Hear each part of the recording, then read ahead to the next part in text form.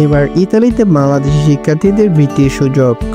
ইতালিতে বৃত্তি নিয়ে এবার পড়তে যেতে পারবে বাংলাদেশি শিক্ষার্থীরা।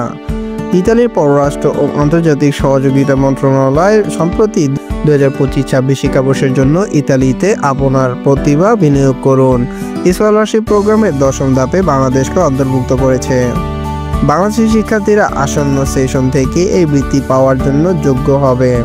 মঙ্গলবার 21শে জানুয়ারি রাতে ইতালির বাংলাদেশ দূতাবাসে এক বার্তায় এ তথ্য জানায়। দূতাবাস জানায়, নির্বাচিত শিক্ষার্থীরা 9 মাসের বৃত্তি পাবে এবং তাদের অধ্যয়নের ক্ষেত্রে প্রাসঙ্গিক একটি ইতালীয় কোম্পানির সঙ্গে 3 মাসের ইন্টার্নশিপ সম্পন্ন করতে হবে।